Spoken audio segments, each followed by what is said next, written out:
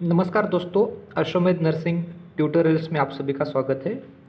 दोस्तों, आज हम यहाँ पर नर्सिंग प्रोसेस के बारे में देखने वाले हैं और nursing care plan, nurse case study और केस प्रेजेंटेशन, ये तीनों का फॉर्मेट हम यहाँ पर आज देखेंगे। आप जब second same, third same, fourth same में जब क्लिनिकल को जाते हो नर्सिंग स्टूडेंट्स, तो उसी टाइम आपको नर्सिंग केयर प्लान लिखना होता है।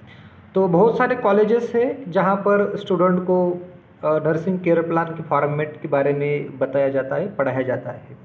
लेकिन ऐसे भी बहुत सारे कॉलेजेस हैं जहाँ पर स्टूडेंट को प्रॉपर गाइडेंस नहीं मिलता है। तो ऐसे स्टूडेंट के लिए मैं यहाँ पर nursing care plan, case study और केस प्रेजेंटेशन के फॉर्मेट के बारे में बताने वाला हूँ। तो आप इसे फॉलो करके एक अच्छा फॉर्मेट के हिसाब से आप केयर प्लान पढ़ सकते हो, लिख सकते हो।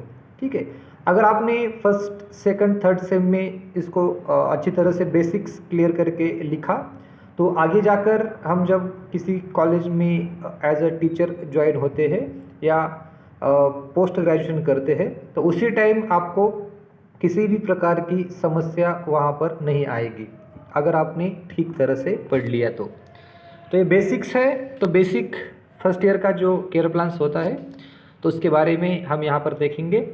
तो केयर प्लान में कौन कौन सी चीज़ें इंक्लूड करनी होती है, उसके बारे में ये वीडियो है। तो उसमें सबसे पहले फ्रंट पेज रहेगा। तो फ्रंट पेज पे आपको कॉलेज का नाम डालना है ऊपर एक लाइन में। उसके बाद नेक्स्ट लाइन पे रहेगा आपका सब्जेक्ट नेम।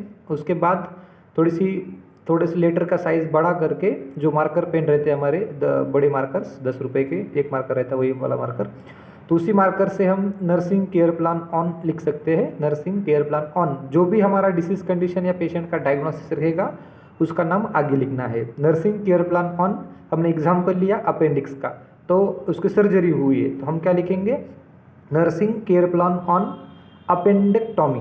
ठीक है, नर्सिंग केयर प्लान ऑन अपेंडेक्टॉमी। अगर पेशेंट अपेंडेक्टॉमी नहीं है, दूसरा पेशेंट है, तो लाइक एग्जांपल आईसीयू का पेशेंट लिवर सिरोसिस वाला है, तो nursing care plan on liver cirrhosis. अगर सेकंड ईयर का हम देखा जाए तो ऑर्थो के पेशेंट रहते हैं। ठीक है, ऑर्थो के पेशेंट है तो right, nursing care plan on right femur fracture. ठीक है, वो रहेगा। ठीक है, इसके हिसाब से यहाँ पर केयर प्लान लिखना है। उसके बाद नीचे रहेगा सबमिटेड टू और सबमिटेड बाय। ठीक है, सबमिटेड टू में हम जिसको सबमिट कर रहे हैं उसका नाम रहेगा, जो भी XYZ रहेगा, उसके बाद कॉलेज का नाम आएगा और उसका डिजिग्नेशन जो भी है, स्टाफ नर्स, क्लिनिकल इंस्ट्रक्टर या एसोसिएट प्रोफेसर, ये चोड़ी जो भी रहेगा वो नीचे डालना है। उसके बाद अपना नाम और सबमिटेड ऑन, हमने कब सबमिट किया उसका डेट वहाँ पर फ्रंट पेज में डालना है।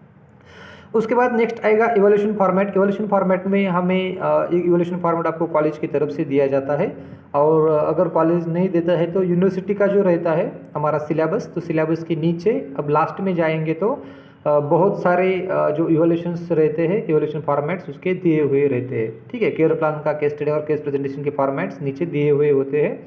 उसी को हमें क्या होता है, करना होता है, अपने कॉलेज का ऊपर लेटर हेड डाल के क्या करना होता है, प्रिंट निकालना होता है।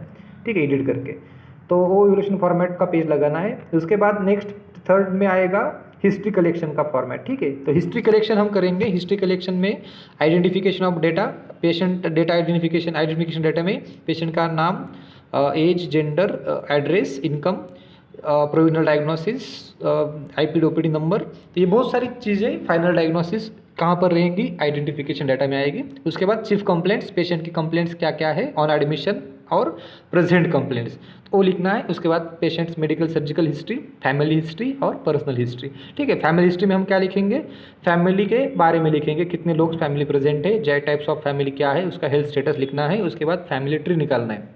तो फैमिली ट्री निकालने के बाद बहुत सारे जो स्टूडेंट्स होते हैं, तो बहुत सारे स्टूडेंट्स सिर्फ मदर, फादर और पेशेंट के जो भी बच्चे रहेंगे उनका ही वन जनरेशन का ही फैमिली ट्री निकालते हैं। लेकिन पोस्ट ग्रेजुएशन में हमें एटलीस्ट 3 जनरेशन तक फैमिली ट्री निकालना होता है। ठीक है, तो you should practise like that.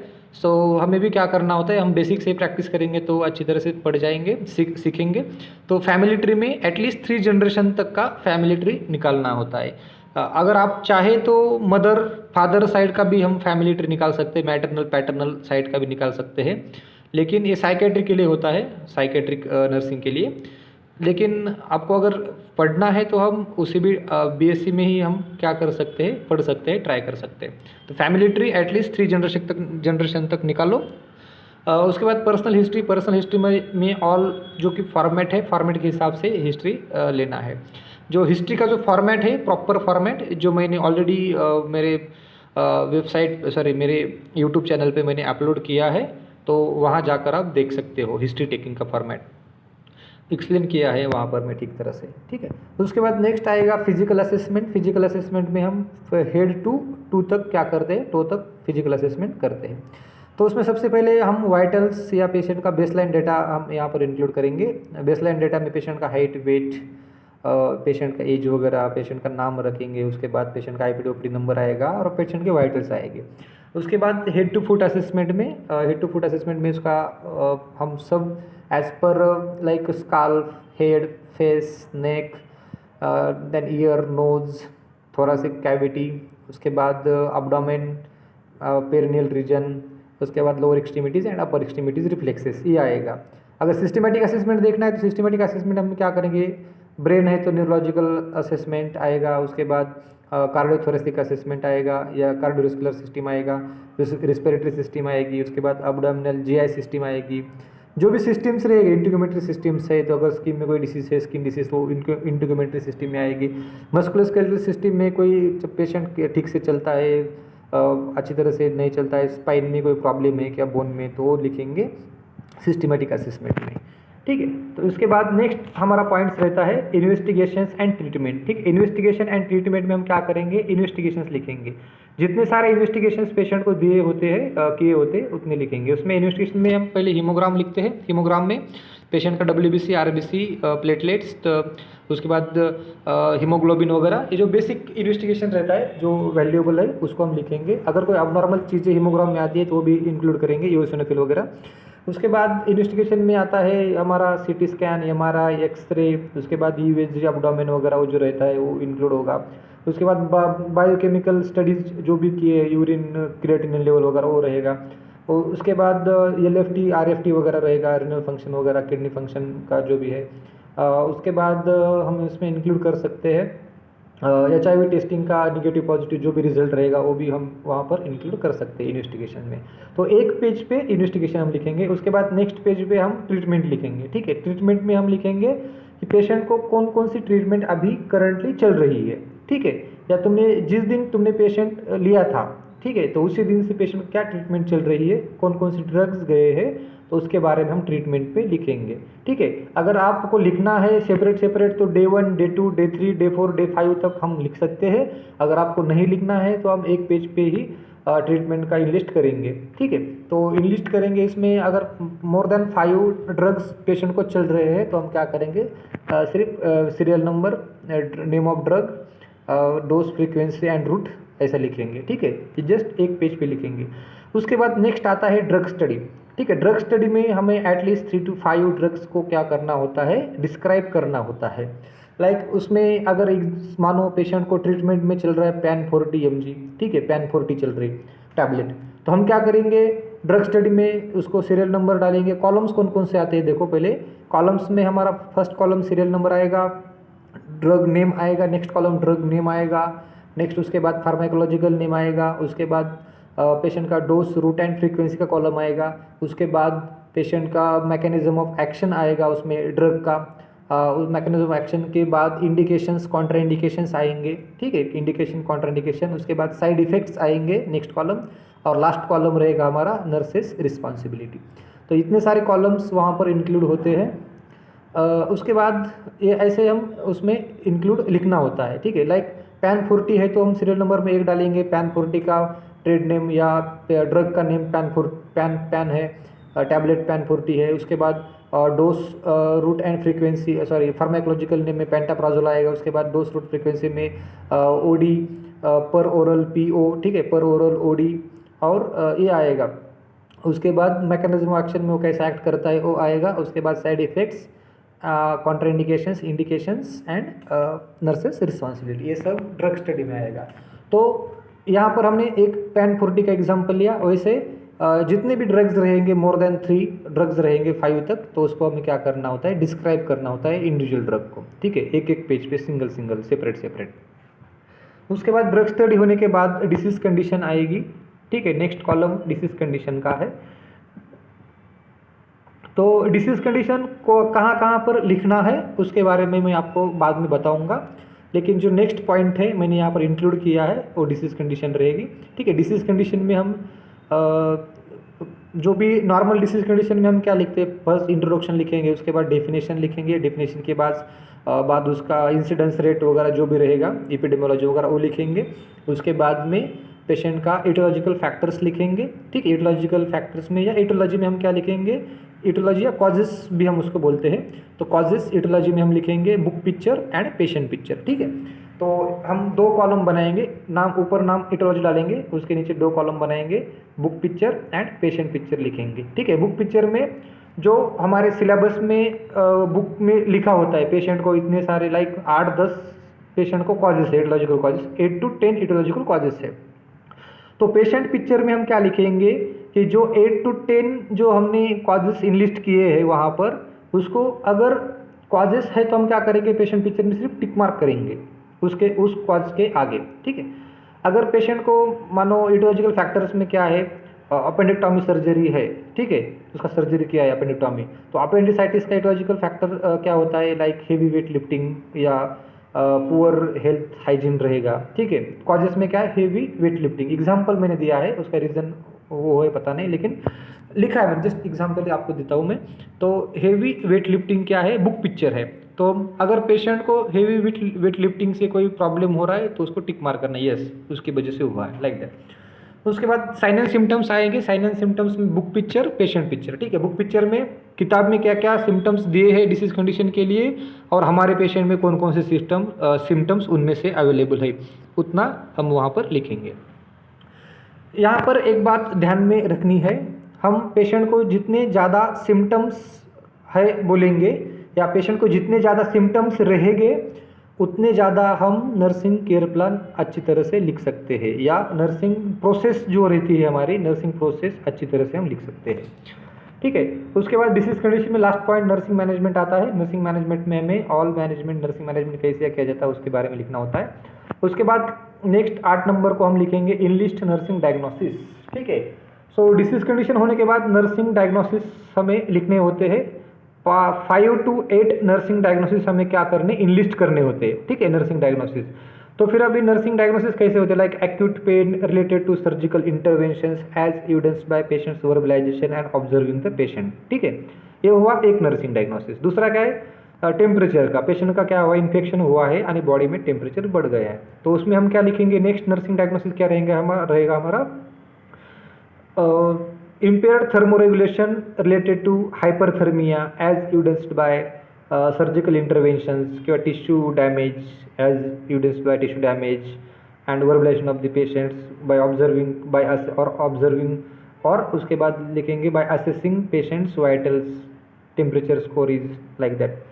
तो हम ऐसे 5 to 8 नर्सिंग डायग्नोसिस हमें इनलिस्ट करने होते हैं, और जो इनलिस्ट हम डायग्नोसिस कर रहे हैं वो भी प्रायोरिटी वाइज नर्सिंग डायग्नोसिस होनी चाहिए, ठीक है, priority wise as per the priority of the patient. मानो बहुत सारे नर्सिंग डायग्नोसिस आपने 7-8 लिख लिए, तो उसमें डिस्टर्ब स्लीपिंग पैटर्न ये भी इंक्लूड किया है। तो डिस्टर्ब स्लीपिंग पैटर्न या रिस्क ऑफ इन्फेक्शन, ये जो नर्सिंग डायग्नोसिस रहते हैं रिस्क वाले या डिस्टर्ब वाले, वो थोड़े से लास्ट में आते हैं। तो प्रायोरिटी क्या होती है पेशेंट की, कि पेशेंट को सबसे पहले पेशेंट का पेन कम करना है, ठीक है। तो सबसे पहले ऊपर पेन आएगा, इसके बाद टेम्परेचर आएगा, जो बेसिक नीड्स है, फिजियोलॉजिकल नीड्स है। So as per physiological needs and hierarchy जो रहेगी हमारी, तो उसके हिसाब से हमें क्या करना होता है, इनलिस्ट करने होते हैं नर्सिंग डायग्नोसिस। उसके बाद नेक्स्ट आता है नर्सिंग प्रोसेस। सो नर्सिंग प्रोसेस में हमें जो भी हमने ऊपर नर्सिंग डायग्नोसिस इनलिस्ट किए हैं नर्सिंग डायग्नोसिस, तो एक एक को हमें क्या करना होता है, डिस्क्राइब करना होता है, ठीक है, नर्सिंग प्रोसेस में। सो नर्सिंग प्रोसेस में क्या आता है, assessment, nursing diagnosis, goal, intervention, implementation, rational and evolution. ठीक है, ये सारे 6-7 कॉलम्स वहाँ पर आते हैं किसमें, नर्सिंग प्रोसेस में। तो नर्सिंग प्रोसेस में ये हमें लिखना होता है। तो नर्सिंग प्रोसेस क्या होती है, उसको कैसे लिखना होता है, नर्सिंग डायग्नोसिस कैसे लिखनी है, नर्सिंग प्रोसेस कैसे लिखनी है, उसके बारे में मैं एक वीडियो आपको एक sample care plan sample nursing diagnosis लेकर आपको मैं पढ़ाऊँगा। नेक्स्ट वीडियो में उसे अपलोड करने वाला हूँ। तो नर्सिंग प्रोसेस के बारे में लिखना होता है। सो एटलीस्ट 3 to 5 यहाँ पर क्या करना है, नर्सिंग डायग्नोसिस इलाबोरेट करना है। ठीक है, डिस्क्राइब करना है। नेक्स्ट नर्सेस नोट्स आएंगे। उसके बाद नर्सेस नोट्स, अगर आप नर्सिंग केयर प्लान लिख रहे हो तो नर्सिंग केयर प्लान में हमें एटलीस्ट 3 डेज पेशेंट को कंटिन्यूस केयर देनी होती है। तो 3 डेज का हमें क्या करना है, 3 नर्सिंग डायग्नोसिस और 3 नर्सेस नोट्स लिखने होते हैं। अगर आप केस स्टडी ले रहे हो तो केस स्टडी के लिए एटलीस्ट, या केस प्रेजेंटेशन ले रहे हो तो केस प्रेजेंटेशन या केस स्टडी के लिए एटलीस्ट आपके पास 5 डेज के लिए पेशेंट होना ज़रूरी है। तो अगर आप मंडे को क्लिनिकल पोस्टिंग में जाओगे तो आपको क्या करना होता है, मंडे को ही पेशेंट को फाइनल करना होता है आपके केस स्टडी केस प्रेजेंटेशन के लिए। अगर आपने मंडे को ही पेशेंट को फाइनल किया तो एटलीस्ट आप फ्राइडे तक पेशेंट को कंटिन्यूस केयर प्रोवाइड कर सकते हो। अगर पेशेंट इन बिटवीन डिस्चार्ज हो गया 2-3 दिन में तो आपको दूसरा पेशेंट लेना होता है, फिर से फर्स्ट डे से स्टार्ट करना होता है। तो नर्सिंग केयर प्लान लिख रहे हो असाइनमेंट, तो उसमें आपको एटलीस्ट 3 नर्सिंग डायग्नोसिस और नर्सिस नोट्स लिखने होते हैं। 3 डेज के लिए एटलीस्ट नर्सिंग केयर प्रोवाइड करनी होती है। अगर केस स्टडी केस प्रेजेंटेशन ले रहे हो तो एटलीस्ट 5 डेज के लिए हमें क्या करना होता है, नर्सिंग नोट्स और नर्सिंग डायग्नोसिस लिखना होता है। उसके बाद नेक्स्ट आता है हेल्थ एजुकेशन। हेल्थ एजुकेशन में हमें पेशेंट को हेल्थ एजुकेशन देना है, like related to sleep and rest के बारे में बताना है, पर्सनल हाइजीन के बारे में बताए, इंपॉर्टेंस ऑफ पर्सनल हाइजीन के बारे में बताना है, न्यूट्रिशियस डाइट के बारे में बताना है। ठीक है, देन एक्सरसाइज के बारे में बताना है, ट्रीटमेंट कैसे लेनी है उसके बारे में बताया है, डिसीज़ कंडीशन के बारे में पेशेंट को इन्फॉर्मेशन देनी है, हैंड हाइजीन के बारे में पेशेंट को इन्फॉर्मेशन देनी है। सो जो भी रहेगा वो हेल्थ एजुकेशन में इंक्लूड रहेगा। उसके बाद प्रोग्नोसिस आएगा, नेक्स्ट पॉइंट प्रोग्नोसिस। प्रोग्नोसिस में हम क्या करेंगे, पेशेंट को हमें नर्सिंग केयर प्लान के लिए लिया है तो नर्सिंग केयर प्लान के लिए हम क्या करेंगे, 3 डेज के लिए पेशेंट को क्या करेंगे, कंटिन्यूस प्रोवाइड करेंगे केयर। तो प्रोग्नोसिस में क्या आता है, डे फर्स्ट। ठीक है, क्या डे 1। तो डे 1 में पेशेंट कैसा था, तो हम प्रोग्नोसिस में क्या लिखेंगे, on day 1 mister dash dash dash dash admitted किंवा mister dash dash was lying down on bed पे सो रहे थे, ये she was wandering here and there in ward. ठीक है, like that, he was sleeping, she was sleeping. तो ऐसा लिखना होता है। तो प्रोग्नोसिस में डे 1 में क्या करेंगे, पेशेंट को हमने लिया है, पेशेंट के साथ हम जाके मिले हैं, पेशेंट का हिस्ट्री कलेक्शन किया है, पेशेंट दैट टाइम पेशेंट को इतने इतने सिम्टम्स थे तो हमने नर्सिंग केयर प्रोवाइड किया, तो हम डे 1 में लिखेंगे। तो डे 2 में क्या आएगा, नेक्स्ट डे में क्या आएगा, डे 2 में आएगा पेशेंट डे 2 में कैसा था, जाने के टाइम बेड पे सोया था, पेशेंट अच्छी तरह से सपोर्टिव था, पेशेंट कॉन्शियस था, वेल ओरिएंटेड था। ठीक है, तो पेशेंट ने नाश्ता किया, ब्रेकफास्ट किया, पेशेंट अब चल रहा था, पेशेंट के सिम्टम्स थोड़ी थोड़ी कम हो गए थे आफ्टर केयर प्रोवाइड करने के बाद। ये रहेगा डे 2 में। तो डे 3 में क्या रहेगा, 3 दिन में पेशेंट, अगर ज़्यादा सीरियस कंडीशन है पेशेंट की, आईसीयू जैसे पेशेंट, तो उसमें ज़्यादा कुछ इम्प्रूव नहीं होने वाला। लेकिन अगर पेशेंट की नॉर्मल कंडीशन है तो डे 3 तक पेशेंट अच्छी तरह से हो जाता है। तो डे 3 में क्या लिखेंगे, ऑन डे 3 पेशेंट कैसा था, खा रहा था, उठ रहा था, जा रहा था, भाग रहा था। ठीक है, वो लिखना है। उसके बाद पेशेंट के सिम्टम्स कैसे थे, कम हुए थे, ज़्यादा हो गए थे, इसके बारे में लिखना है। तो ये रहा डे 3 किसके लिए, नर्सिंग केयर प्लान के लिए। अगर आप केस स्टडी के लिए और केस प्रेजेंटेशन के लिए प्रोग्नोसिस लिख रहे हो तो आपको एटलीस्ट 5 डे के लिए लिखना होता है, डे 5 के लिए लिखना होता है। उसके बाद डिस्चार्ज प्लान, जो नेक्स्ट कॉलम अपना पॉइंट रहेगा उसमें डिस्चार्ज प्लानिंग रहेगी। ठीक है, डिस्चार्ज प्लानिंग में हम क्या करेंगे, प्लान ऑफ डिस्चार्ज में उसको diet, medication, rest, activity, exercise, इसके बारे में हम क्या करेंगे, पेशेंट को इन्फॉर्मेशन देंगे, पेशेंट को एजुकेशन देंगे कि आप घर जाकर डिस्चार्ज होने के बाद कौन कौन सी चीज़ें करनी है। लाइक पेशेंट का कुछ हाथ का वगैरह सर्जरी हुआ है, फ्रैक्चर वगैरह हुआ था, तो उसको कौन कौन सी एक्सरसाइज करनी होती है, कैसा कैसा क्या क्या करना होता है, वेट लिफ्टिंग कितना करना होता है, वो वेट को उठाना है नहीं उठाना है, ठीक है, अगर चलना है तो कैसे चलना है, बैठना है कैसे बैठना है, तो इसके बारे में सब उनको हम क्या करते हैं हेल्थ एजुकेशन डिस्चार्ज के टाइम देते हैं, उसको हम डिस्चार्ज प्लानिंग बोलते हैं, या घर जाके क्या क्या खाना होता है, ठीक है। उसके बाद समरी आएगा। समरी में हम ओवरऑल समरी शॉर्टकट में हम लिखते हैं, summary should be short and sweet, maximum 8 to 10 sentences में हमें समरी को कवर करना होता है। तो समरी में हम लिखेंगे mister and mister admitted in hospital with the chief complaints of dash dash dash dash, I taken this patients और patient mister dash dash to my case study, case presentation या nursing care plan, जो भी रहेगा उसको लिखना होता है। I provided taken history, physical examination, I provided nursing care to the them, तो उसके बाद उसका क्या हो गया, उसके सिम्टम्स कम हो गए, तो लाइक दैट हमें क्या करना है समरी लिखना होता है। उसके बाद कंक्लूजन लिखना है। कंक्लूजन लिखने में हमें क्या क्या लिखना होता है कंक्लूजन में, लाइक पेशेंट को अपेंडिक्स का सर्जरी हुआ है, अपेंडेक्टॉमी हुआ है, तो हम क्या करेंगे, सो नाउ अ डेज अपेंडिसाइटिस या अपेंडिक्स या जीआई सिस्टम के जो डिसीजेस है वो बढ़ रहे हैं, उसका रीज़न क्या है, कितने कितने लोगों को हो रहा है, तो उसका इम्पोर्टेंस जो रहेगा वो डिसीज कंडीशन या नर्सिंग केयर प्लान का, तो उसमें हम कंक्लूजन में इंक्लूड करते हैं। उसके बाद लास्ट रहेगा बिब्लियोग्राफी या रेफरेंसेस, ठीक है, बिब्लियोग्राफी या रेफरेंसेस। तो बिब्लियोग्राफी में हम लिखना होता है कि एटलीस्ट 3 बुक का नाम लिखना होता है बिब्लियोग्राफी में, वैनकोर स्टाइल में लिखो या एपीए स्टाइल में लिखो, ठीक है, मोस्ट ऑफ टाइम वैनकोर में लिखते हैं। तो बिब्लियोग्राफी में लिखना है, तो बिब्लियोग्राफी में हमें एटलीस्ट 3 बुक का इंक्लूड करना है, और एटलीस्ट 2 या 3 इंटरनेट रेफरेंसेस लेने हैं। सो मोस्ट ऑफ कॉलेजेस में इंटरनेट रेफरेंस के लिए बैन है, लेने के लिए नहीं बोलते हैं, लेकिन हम ले सकते हैं, क्योंकि नाउ डेज सभी जो भी एजुकेशन सिस्टम है सब ऑनलाइन चल रही है, इंटरनेट सिस्टम से चल रही है, तो इंटरनेट रेफरेंस भी हम ले सकते हैं। तो एटलीस्ट 3 to 5 यहाँ पर रेफरेंसेस ऐड करना है लास्ट को।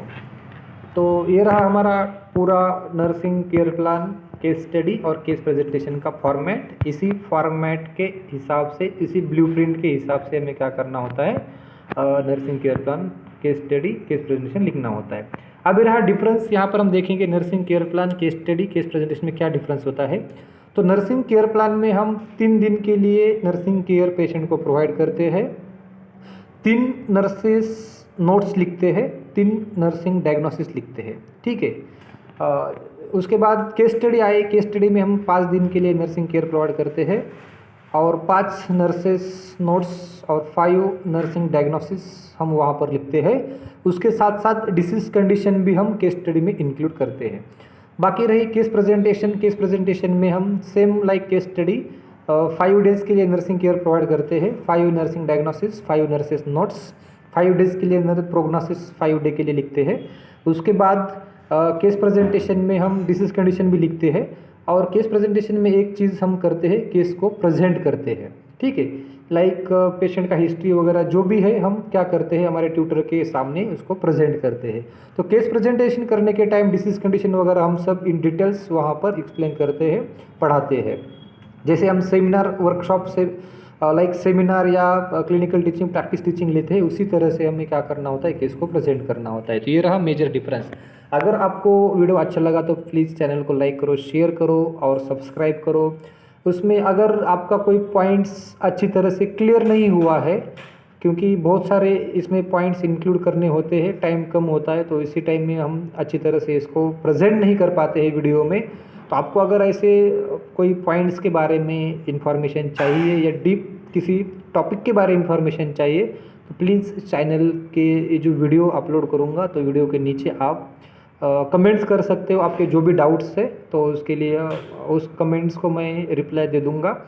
धन्यवाद, थैंक यू।